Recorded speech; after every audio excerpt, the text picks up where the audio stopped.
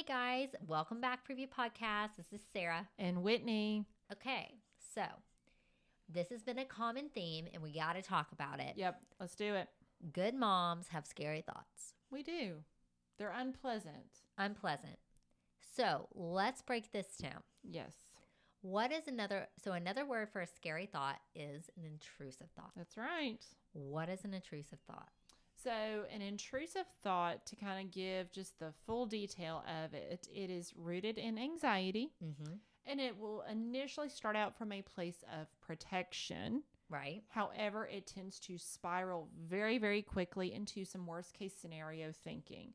So the best example, and I think I've used this on an episode before, is, you're carrying your baby down the stairs and all of a sudden you think, what if I fall down the stairs and we get hurt? Uh-huh. Okay, well, initially that's not a horrible thought. I would not call that right an intrusive thought. I would say that is a protective thought because you're worried about your safety and health of you and your baby. Right. Fair enough. As Which, moms, before we're going to you were be. pregnant, before you had this baby, you probably just walked downstairs. Oh, absolutely. But now that you're carrying a tiny newborn, it makes things a little bit more real. But from that initial thought of, oh, well, what if we fall down the stairs and get hurt? You may be thinking, and what if I crush him?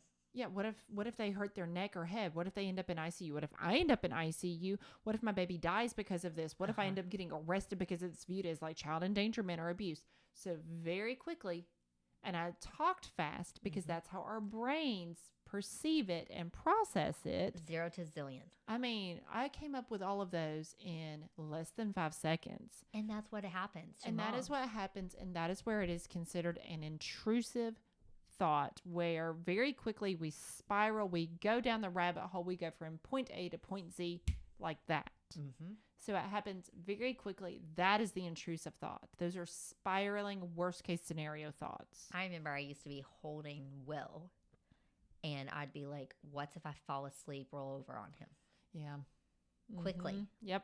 Like it would quickly turn. Oh, absolutely. And it wasn't like, and I used to be like, why am I not thinking that? And then putting him down, I would just think that and go to worst case. Oh, absolutely. Yes.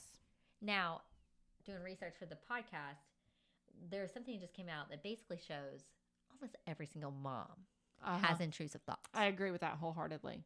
And I think they caveated like 80 to 100, but I'm just going to say 100. Oh, yeah. And 50% of them have these thoughts that could include intentionally harming the child.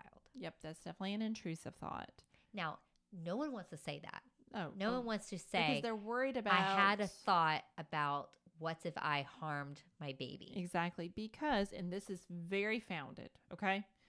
They're worried about DHR, which is Department of Human Resources here in Alabama. Taking the baby away. It's our version of a CPS or Child Protective Services. Yes. Taking the baby away, putting the mom in a psychiatric facility, and then we talked about this in other episodes of you feel like you're being locked away or going to the loony bin, like you're going to get stigmatized for the rest of your life.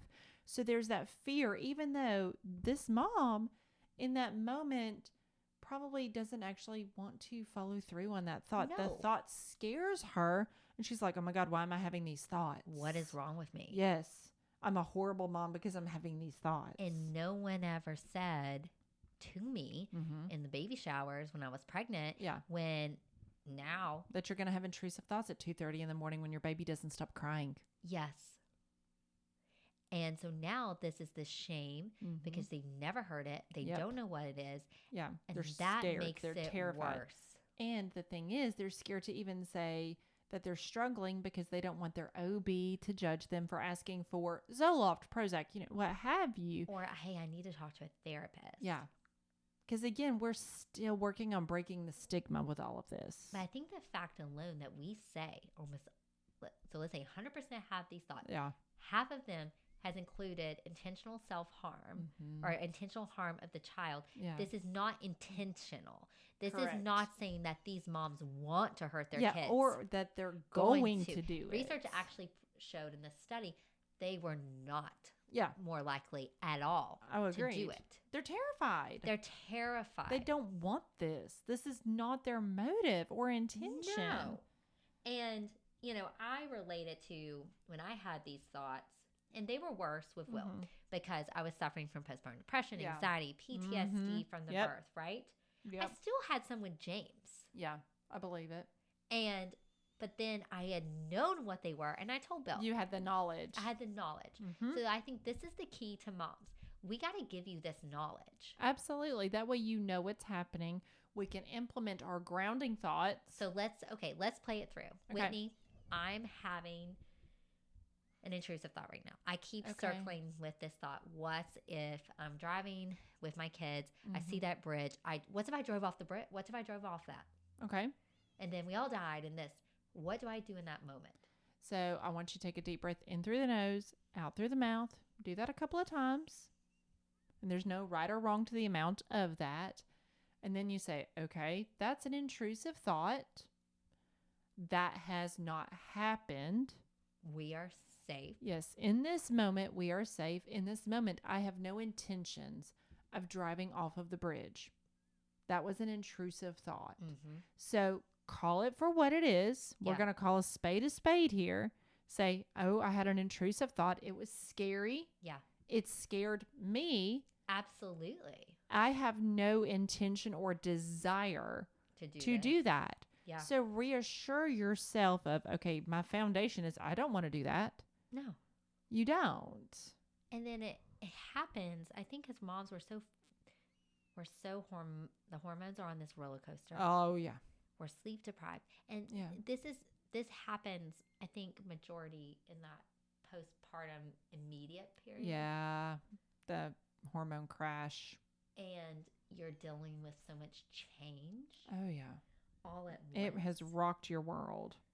And I think our brain is tricking us to think that, like, if we almost prepare, that, like, it's going to help us, but it makes it worse because it's coming from protection. So then we think these worst case, and then it, like, leads us down this path, this rabbit hole. Yeah. But let alone just knowing what it is helps me so much with James. Oh, yeah. Because then it takes out the fear of the unknown, so to speak. The stigma. Yeah. Takes out the stigma. I'm not crazy. No, you're not crazy. We know what it is. And if we know what something is, we know how to combat it. Yes. So let's kind of take this into a little bit of a different arena. Let's just say we go to the doctor because we're not feeling good. Mm-hmm. And so the doctor's like, okay, well, I'm going to give you a swab to know if it's flu, COVID, or strep. Yeah. Because they could all present pretty similarly, right? Right. Well, you can't treat the flu with an antibiotic, but you can treat strep with an antibiotic, correct? Mm-hmm. So that's the thing. If we know what we're dealing with, we can treat it. We can treat it. When it's the unknown, that adds that element of fear. Yeah. And honestly, confusion. Because we're like, well, where the heck did this come from? What is wrong with me? I'm a horrible person. I'm a horrible mom. And then more intrusive thoughts start to come in.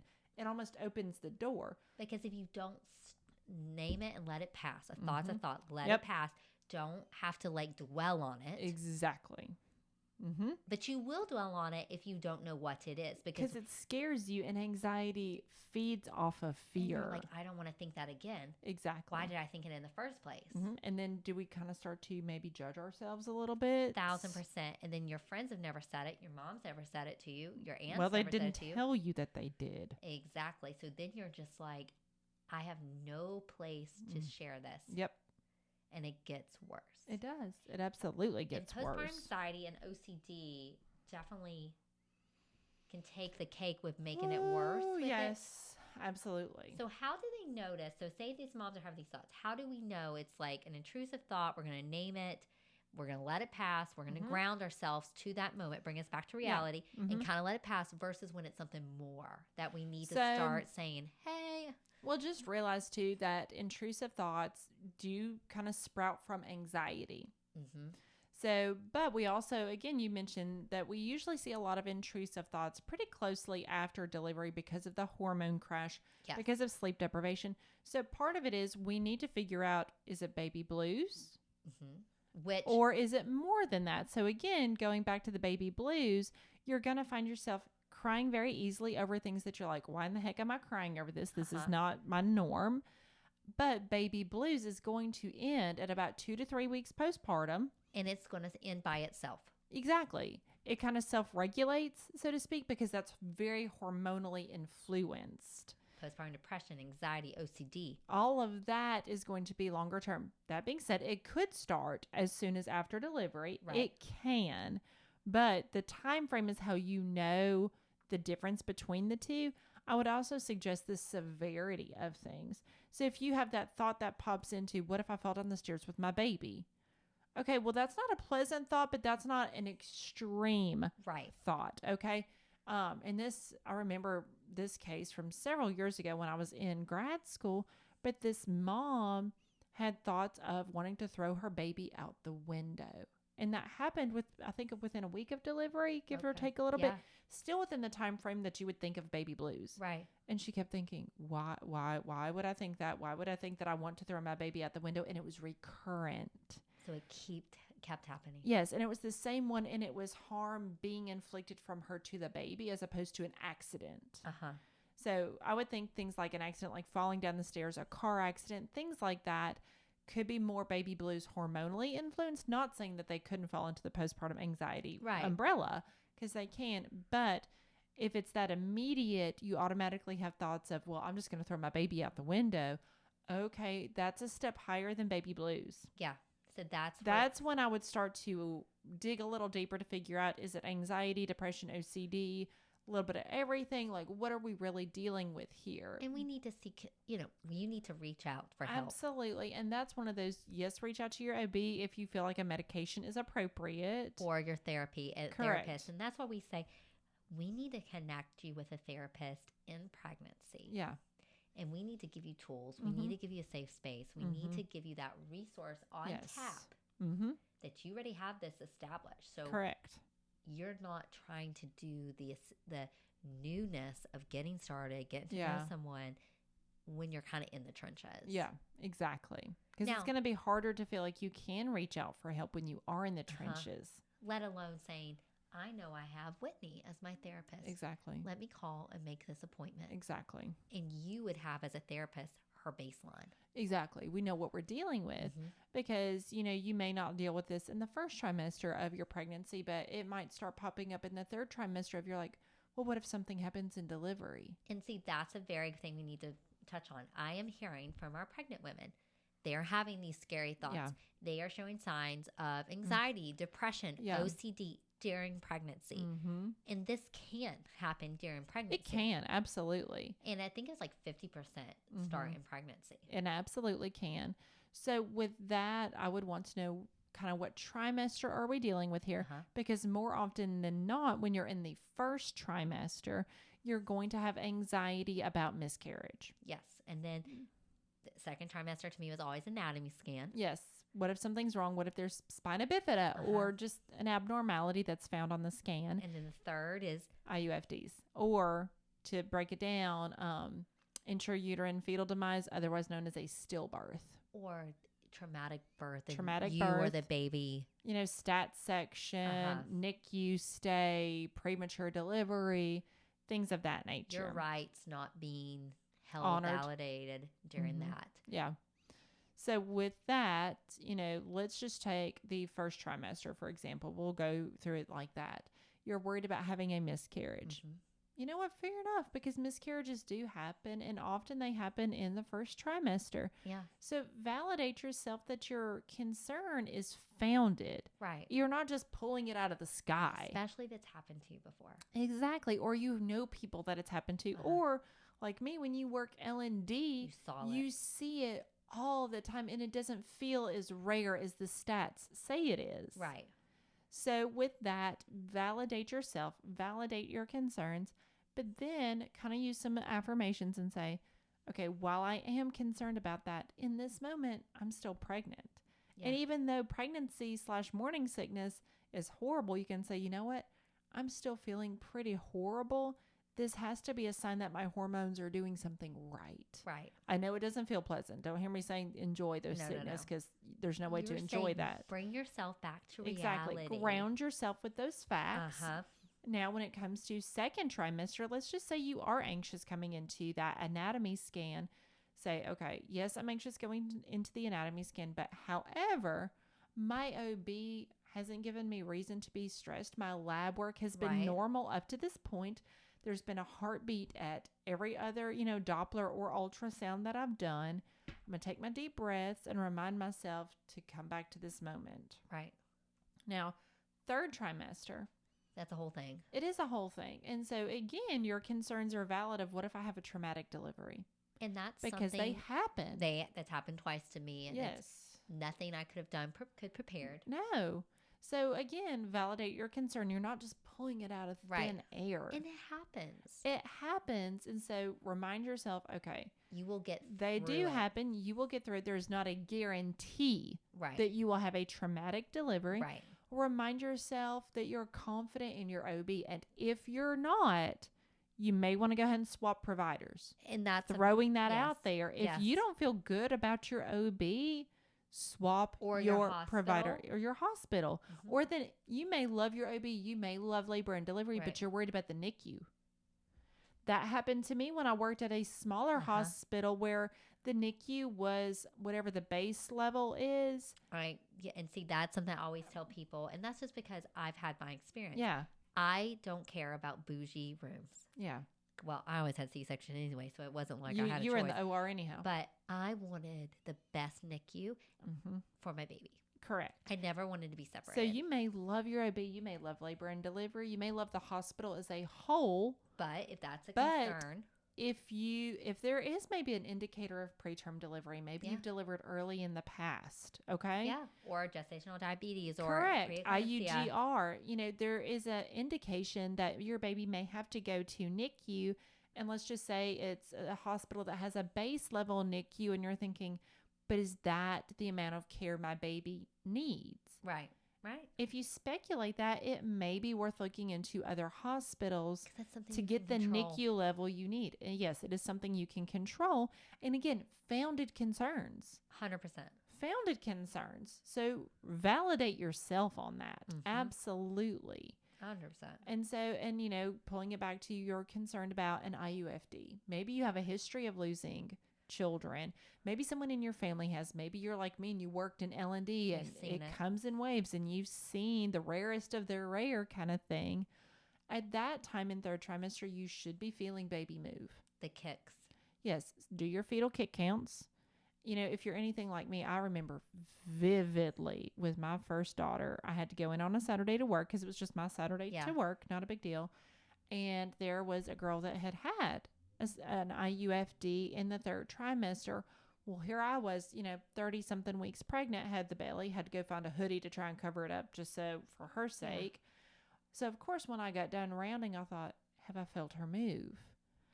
Honestly, I was so in the moment at work, I couldn't tell you if I did or did not feel her move. So you know what I did? I went and found me a Coke. And I went and found some cookies, drank some caffeine, had some sugar. She went wild. I remember. Because she wasn't used to me doing that. On James right before, because I was getting close to 40 weeks and I was pushing because I was like, have I felt the same thing? Because they get kind of like towards the end, they're tight and it's like. Yeah. Well, and they, again, you got to think it's still a newborn. They do sleep a good bit. And I remember just panically, just like trying to move him and drinking something. And then I was like, oh. Yeah. Yeah. And so that being said, if that ever happens, unless your OB has told you not to, okay, drink a little caffeine, eat a little bit of sugar, see if that kind of perks them up a little bit. And you know what? No one's going to shame you for going in. And that was my next thing is on, especially if it is nights and weekends, and your OB would probably disagree with me on this, and so would the hospital, but here we are.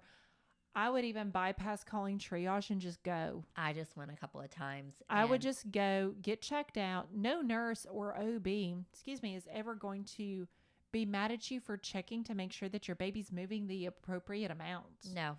And if they give you attitude, that, you know what, let that go in and out. And absolutely. Especially if it's an on-call OB or like a laborist that's not going to be your main OB. Who cares? I wouldn't change hospitals over that. No, I would just Does that make sense? You know what? I'm good. Baby's good. Absolutely. Like we got checked out. We got an NST or we got a Doppler. We have something to show baby is not in distress and baby is doing well. Yeah. Now, if it's during the daytime and call, that's fine. Call your OB's office. They will more than likely bring you in. Yeah. And if they don't bring you in, then I would go to the ED. But y'all didn't hear that from me. That didn't happen. We'll just public move on podcast. that one. So let's summarize it. Let's call it for what it is. Yes. It's an intrusive thoughts. Scary thoughts. Good moms have scary Yes. thoughts. And it comes from a place of protection. And what we can say here is, you know why you may not hear people telling you this? Judgment and shame. We're here to change it. Yes. What else are we saying? No one wants to say, you wonder if you're wondering if you can trust yourself. Exactly. Okay? If you're having these thoughts, the next thought is, what's wrong with me? Am I going to do something? Okay? But you wonder if you're actually going to hurt your baby. Yeah. No, you're not. No. And if you're questioning it, you seek help. Absolutely. You speak to your OB. If you talk to your spouse, say, Yes. I'm not okay. I'm struggling. These are my thoughts. Yeah.